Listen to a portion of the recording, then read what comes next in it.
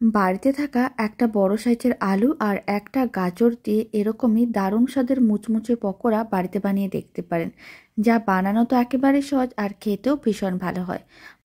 আর এই পকোড়াগুলো সম্পূর্ণ নিরামিষভাবে বানানো হয়েছে, যাতে যে কোনো দিন এই পকোড়া বানানো যায়। তো চলুন পকোড়াগুলো বানানো শুরু করা যাক। নমস্কার, আমি রুমি, আপনাদের সবাইকে আবারও একটা দারুণ স্বাদের রেসিপিতে স্বাগত।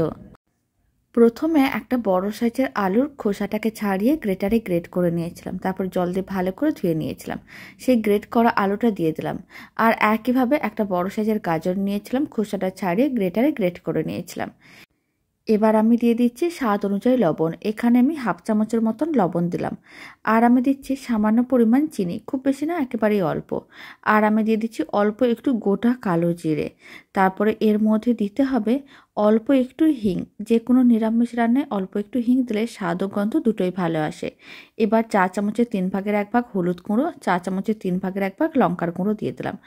আর আমি এর মধ্যে দিয়ে দিচ্ছি অল্প একটু ভাজা মশলার গুঁড়ো। এখানে গোটা ও জিরেকে শুকনো খোলায় ভেজে গুঁড়ো করা আছে। এখন সমস্ত কিছু একসঙ্গে খুব ভালো করে মিশিয়ে নিতে হবে, যাতে আলু ও গাজরের মধ্যে মশলাটা ভালো করে মিশে যায়। সমস্ত কিছু খুব ভালো করে মেশানো হয়ে গেছে। এবার আমি এর মধ্যে দিয়ে দিচ্ছি 3 চামচের মতন চালের গুঁড়ো। এতে অনেক বেশি মুচমুচে হবে আর খেতেও ভালো লাগবে।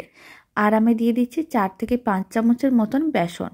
যতটা আমি চালের গুঁড়ো নিয়েছি তার থেকে একটু বেশি বেসন দিলাম। আর বেসনের জায়গায় আপনারা চাইলে মুগ ডালকেও পেস্ট করে দিতে পারেন, এতে খেতেও ভালো লাগবে। বেসন দেওয়ার পরে এবার সমস্ত কিছু আবারও খুব ভালো করে মিশিয়ে নিতে হবে। তবে কোনো রকম জল দেওয়া যাবে না। জল ছাড়াই এইভাবে শুকনো উপকরণ ভালো করে মিশিয়ে নিতে হবে। প্রায় 2-3 মিনিট খুব ভালো করে মিশিয়ে নিয়েছিলাম। আপনারা দেখুন মিশ্রণটা একেবারেই রেডি। এরকমই করেই মিশ্রণটা রেডি করতে হবে, তাহলেই কিন্তু মুচমুচে হবে আর খেতেও ভালো লাগবে। এবার কিছুটা করে মিশ্রণ হাতের মুঠোর মধ্যে নিতে হবে আর গোল বলের মতন করে একটু প্রেস করে চ্যাপটা করে নিতে হবে।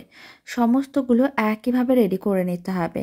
আর হাতে এই সময় অল্প একটু তেল ব্রাশ করে নিতে হবে, যাতে হাতে আটকে না যায়। সমস্তগুলো একইভাবে রেডি করে নিয়েছিলাম। এবার এইগুলোকে আমি ভেজে নেব। তার জন্য ফ্রাইং প্যানে পরিমাণ অনুযায়ী সাদা তেল গরম করে নিয়েছিলাম।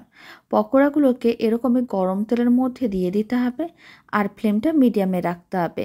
মিডিয়াম ফ্লেমে টাইম নিয়ে উল্টে পাল্টে লাল লাল করে ভাজতে হবে। এতে দেখতে যেমন ভালো লাগবে, খেতেও অনেক বেশি ভালো লাগবে। বাড়িতে এই পকোড়ার রেসিপি একদিন হলেও বানিয়ে দেখতে পারেন। ছোট থেকে বড় যে কেউ খুবই পছন্দ করবে। উল্টো দিকটাকে প্রায় 2 মিনিট রেখে দিয়েছিলাম।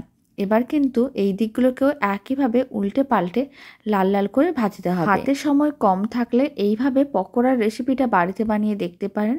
যে কেউ বানিয়ে নিতে পারবেন আর বানানোর জন্য খুব বেশি উপকরণ বা সময়ের প্রয়োজন পড়বে না। তবে খেতে বেশ ভালো হবে আর পকোড়াগুলো অনেক বেশি মুচমুচে হবে। পকোড়াগুলোকে উল্টে পাল্টে বেশ লাল লাল করে ভেজে নিয়েছিলাম। এর থেকে আর বেশি লাল করে ভাজবো না। এবার পকোড়াগুলোকে তুলে একটা প্লেটের মধ্যে সার্ভ করে নিতে হবে। আর এই পকোড়াগুলোকে অল্প একটু টমেটো কেচাপ দিয়ে সার্ভ করব, এতে খেতে অনেক বেশি ভালো লাগবে। পকোড়ার রেসিপিটা কেমন লাগলো আপনারা কমেন্ট বক্সে জানাতে একেবারেই ভুলবেন না। আর রেসিপিটি ভালো লেগে থাকলে আপনারা যদি ফেসবুক থেকে রেসিপিটা দেখছেন, পেজটিকে ফলো করে নেওয়ার অনুরোধ রইল। ইউটিউব থেকে দেখলে চ্যানেলটি সাবস্ক্রাইব করে নেওয়ার অনুরোধ রইল। পাশে থাকা বেল আইকনটি প্রেস করে নেবেন নতুন রেসিপির আপডেট সবার আগে পাওয়ার জন্য।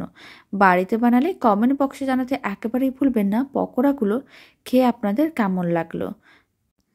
আর রেসিপিটি শেষ পর্যন্ত দেখার জন্য আপনাদের অসংখ্য ধন্যবাদ। তো চলুন ভিডিওটা আমি এখানে শেষ করছি। আপনারা সবাই ভালো থাকবেন, সুস্থ থাকবেন। আপনাদের সঙ্গে আবার নতুন রেসিপি নিয়ে দেখা হচ্ছে।